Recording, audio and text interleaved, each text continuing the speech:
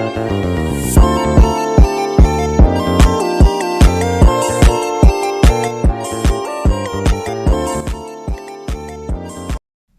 semuanya, perkenalkan nama aku Richard. Aku dari program studi akuntansi sektor publik. Pada kesempatan di video kali ini, aku akan menjelaskan dan membahas bersama tentang UTS Genap Statistika Terapan.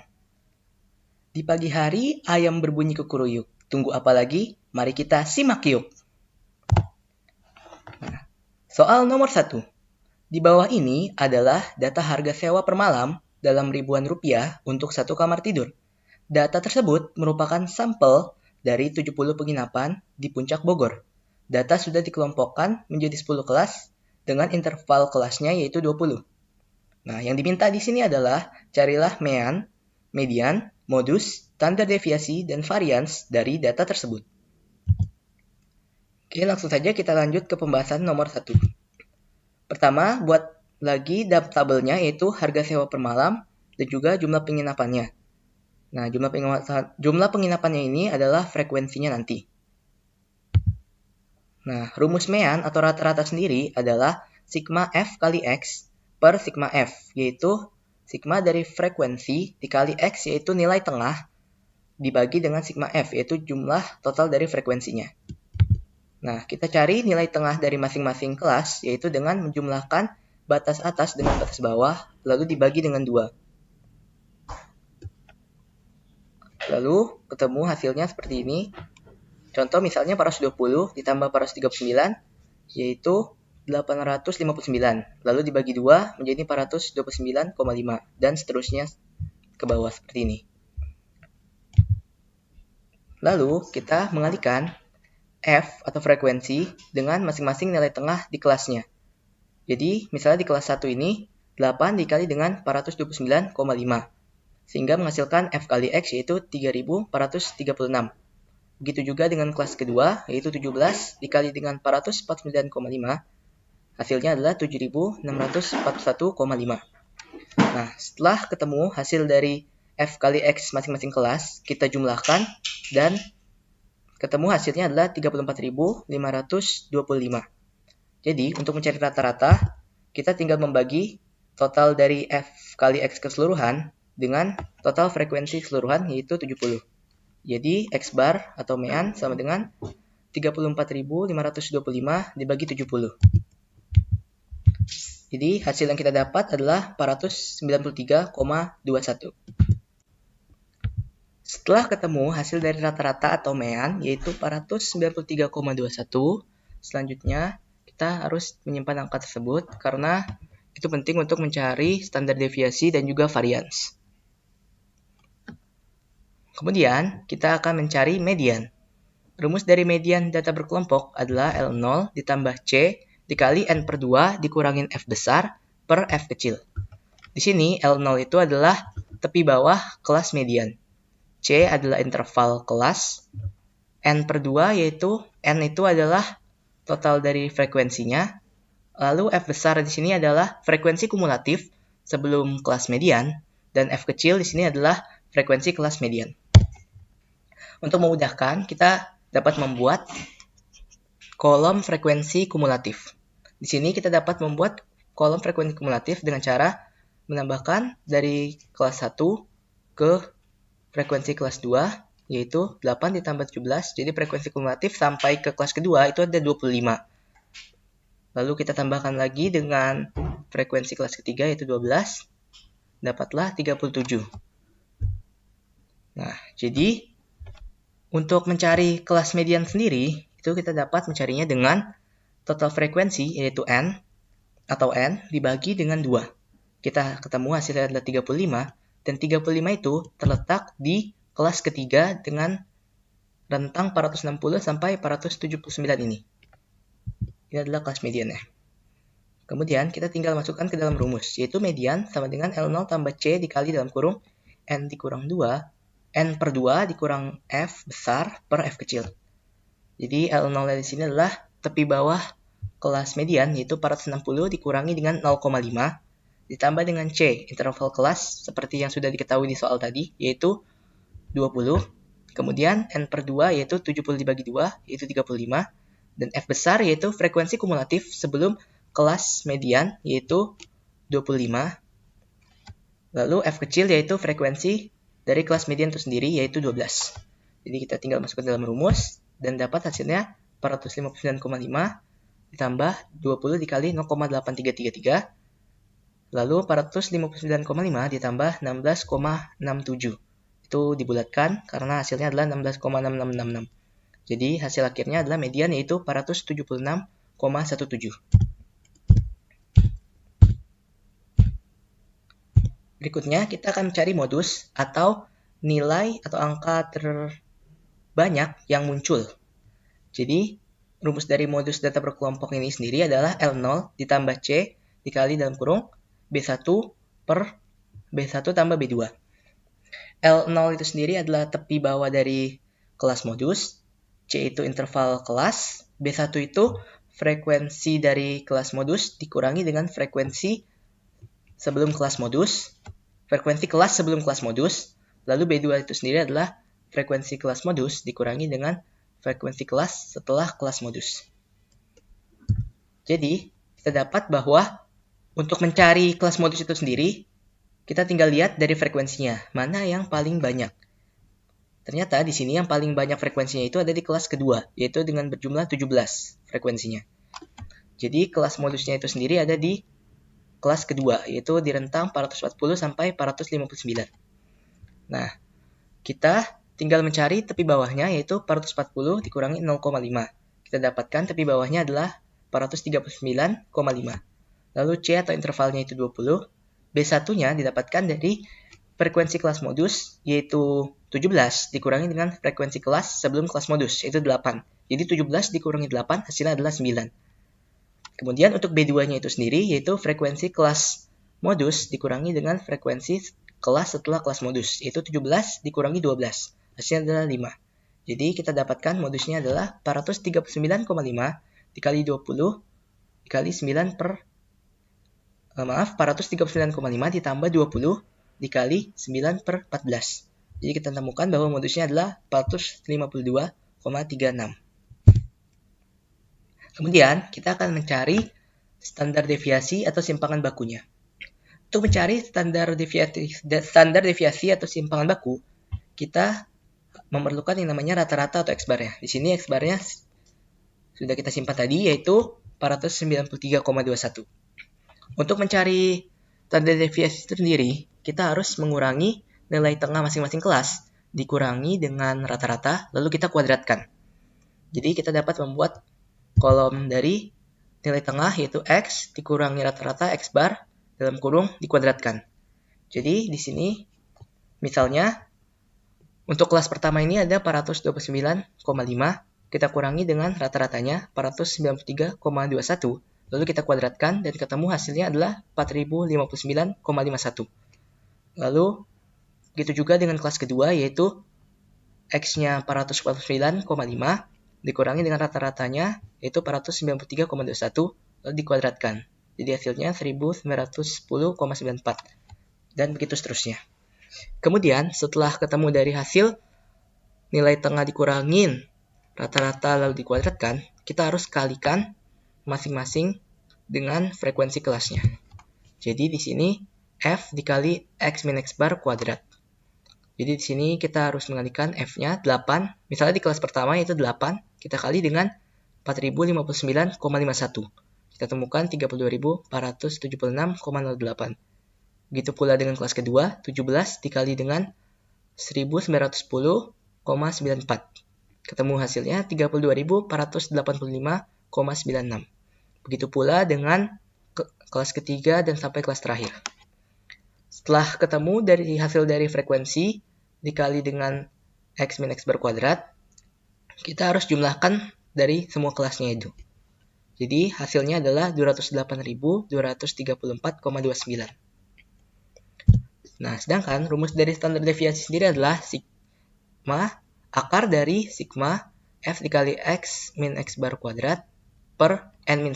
Di sini menggunakan N-1 karena ini adalah dari data sampel.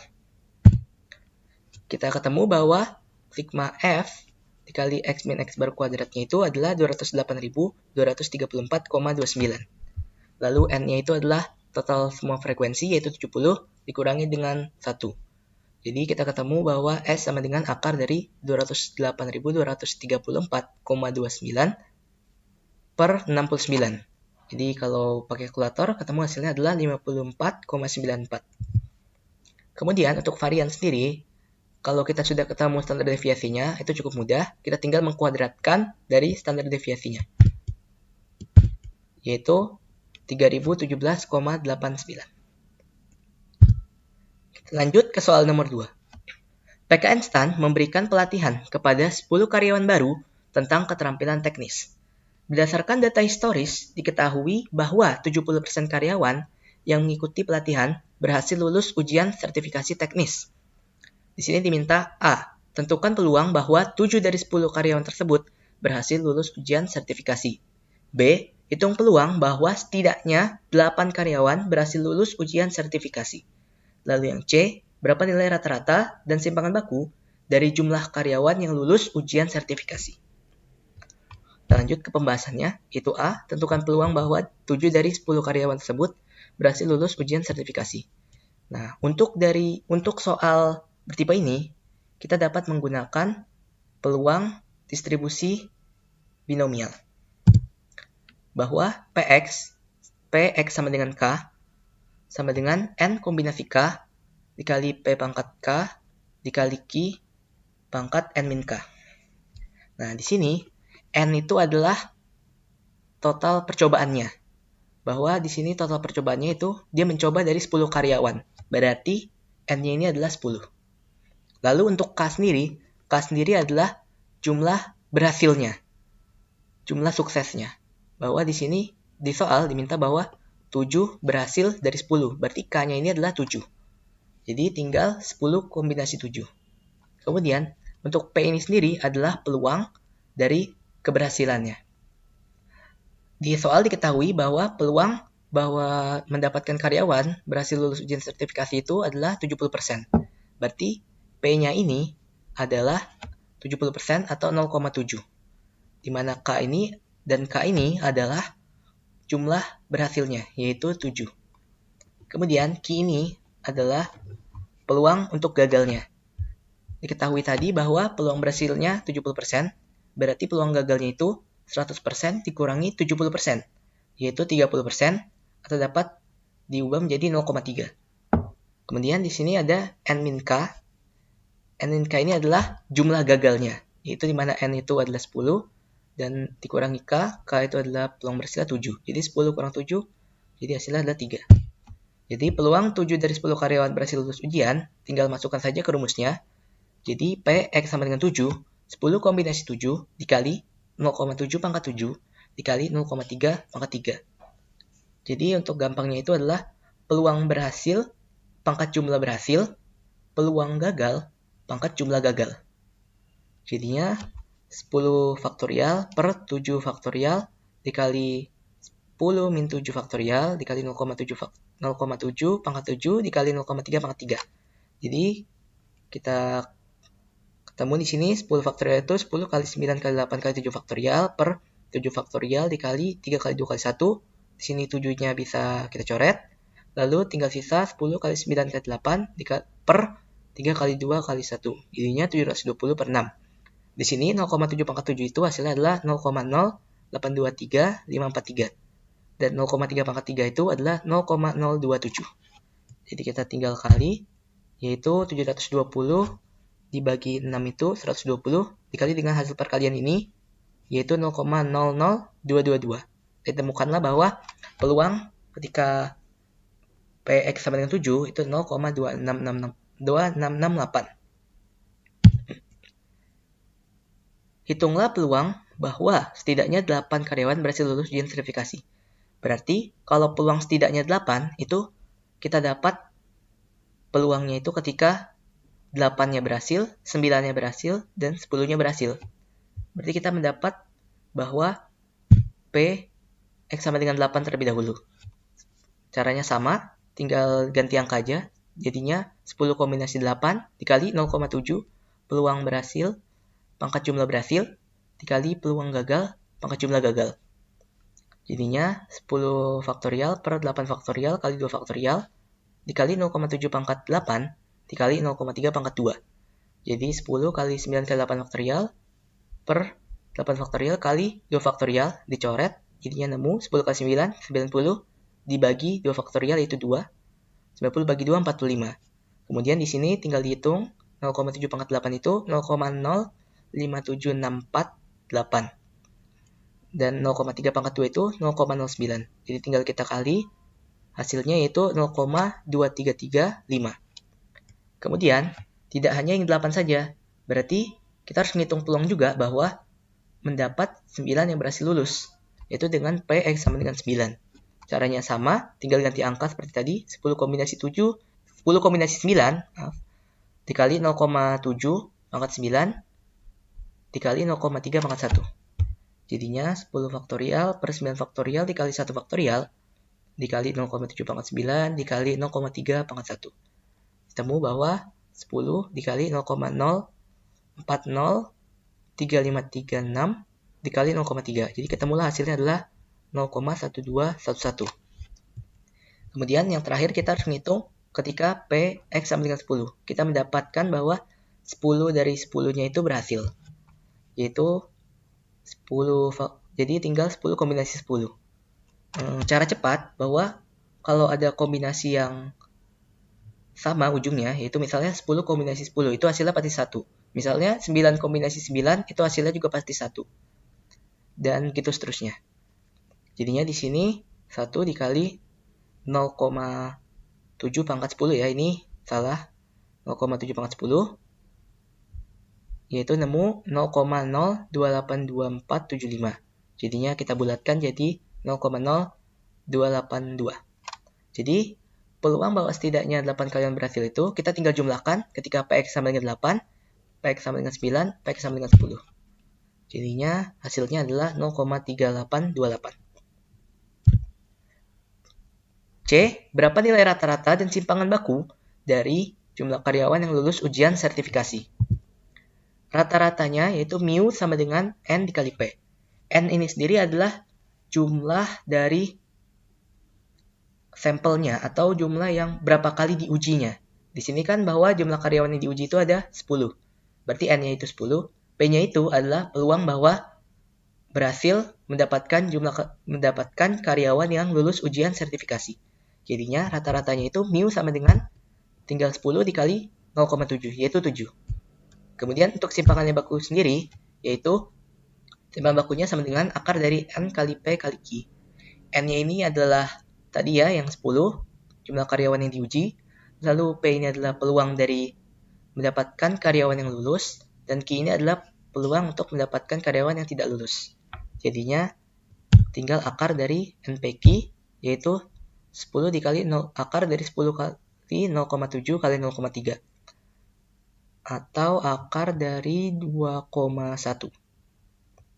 Jadi kita dapatkan bahwa hasilnya adalah 1,449. Kita lanjut ke soal nomor 3.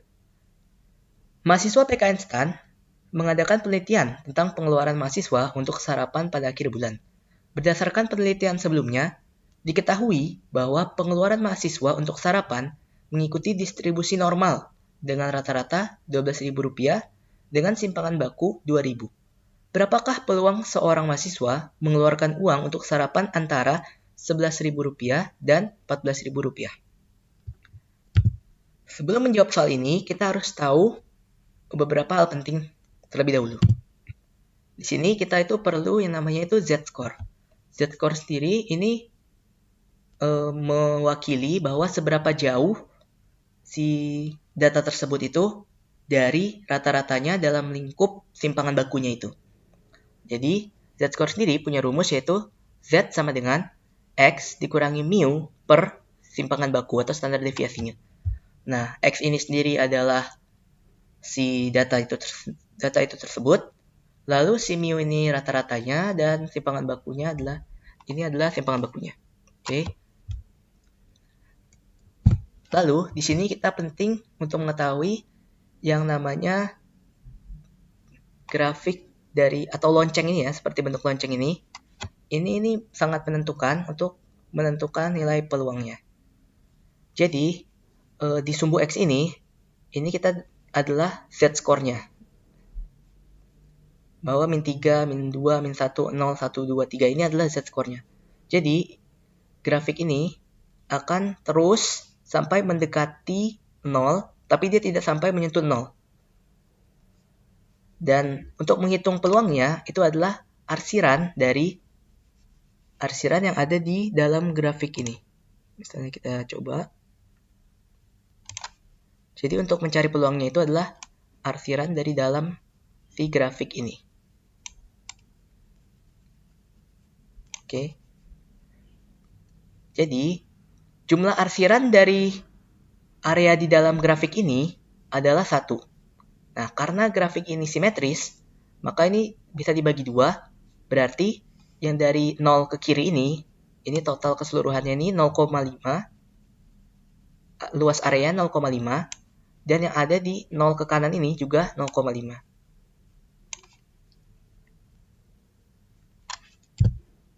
Nah, di sini kita memiliki tabel distribusi normalnya. Kita harus bisa membaca tabel ini karena ini sangat penting ya untuk menentukan jawabannya nanti. Oke, di sini misalnya ada negatif z-score. Di sini ada tabelnya, yaitu z-nya itu distribusinya kumulatif, area kumulatif dari kiri. Jadi misalnya kita ketemu z-score dari hasil perhitungan kita itu minus 3,45 misalnya. Berarti kita baca di sini ada minus 3,4, terus di sini ada 0, di 2 angka di belakang komanya. Jadi untuk mencari minus 3,45, kita tinggal cari di sini minus 3,4 dan yang di sini 0,05. Jadi kita ketemu bahwa minus 3,45 itu adalah peluangnya yang daerah yang diarsirnya itu adalah 0,0003. Jadi ini tuh adalah yang kumulatif dari minus 3,45, misalnya ada di sini nih, sekitaran sini, sampai ke dari minus 3,45 ini. Dari kirinya itu sampai ke minus 3,45, itu tuh peluangnya 0,0003.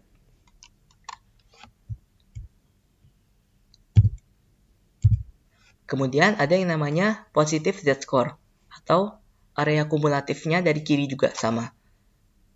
Jadi ini tuh menentukan bahwa luas area dari kiri yang tak sampai ke tak hingga, dari minus tak hingga ini sampai ke sini, ke z-score-nya ini, itu tuh berapa gitu. Misalnya kita punya ketemu z-score-nya itu 0,92 misalnya. Jadinya kita tinggal cari di sini z-nya 0,9, kita cari yang di sini 0,02. Berarti 0,92 itu hasilnya adalah 0,8212. Jadi luas area dari kiri ini sampai ke 0,92, kira-kira ada di sini, itu tuh luas areanya ada 0,8212. Nah, setelah kita bisa tahu, mengerti tentang grafik tadi, dan juga tabel z-score-nya, kita dapat mengerjakan soal ini. Jadi z-score sama dengan x dikurang mu per standar deviasi. Nah, kita ngitung z-score untuk yang 11.000 tadi. Jadi z-score-nya ini z1 sama dengan 11.000 dikurangi mu-nya, rata-ratanya tadi ada 12.000, diketahui di soal, dibagi dengan standar deviasinya itu 2.000. Ini salah ya, nolnya kebanyakan. Jadinya ketemu bahwa z1-nya itu minus 0,5. Kemudian untuk z-score yang 14.000 itu kita bisa cari z2 sama dengan 14.000 dikurangi 12.000 per 2.000. Ketemu hasilnya adalah 1. Jadi di sini ada area z-score, yaitu yang pertama sampai ke 0,5 dan yang kedua sampai ke 1. Jadi ini tuh sebenarnya area yang dari minus 0, z1 ini berarti areanya kumulatif dari sini sampai minus 0,5.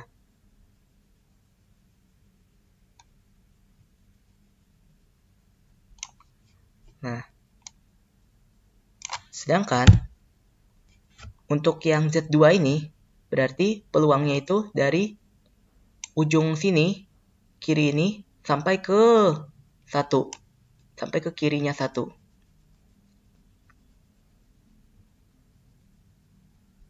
Kurang lebihnya seperti ini. Nah, yang mau kita cari ini adalah area yang berada di tengah-tengah dari minus 0,5 dan 1 ini. Berarti, kita bisa mencarinya dengan dari area dari sini, dari kiri ini, sampai ke sini, dikurangi dengan area dari kiri ini, sampai ke minus 0,5 ini. Gitu. Jadi, ketika P 11.000, X-nya itu di antara 11.000 dan 14.000, maka dia itu sama dengan peluang dari ketika Z-score-nya kurang dari 1 dan dikurangi peluang ketika Z-score-nya kurang dari minus 0,5. Kita tinggal lihat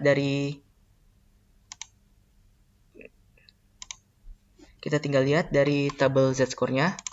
Yang plus di sini ada ketika Z-score-nya itu 1,00, maka peluangnya itu 0,8413.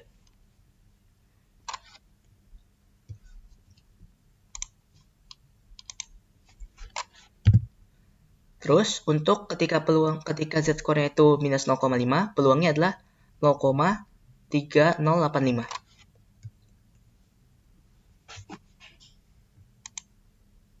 Jadi kita tinggal kurangi saja 0,8413 dikurangi 0,3085. Ketemu hasilnya 0,5328. Cukup sekian pembahasan UTS Genap Statistika Terapan dari saya. Mohon maaf jika ada salah-salah kata atau kekurangan atau kesalahan lainnya. Sekian dari saya. Terima kasih telah menonton dan sampai jumpa di lain kesempatan. Terima kasih.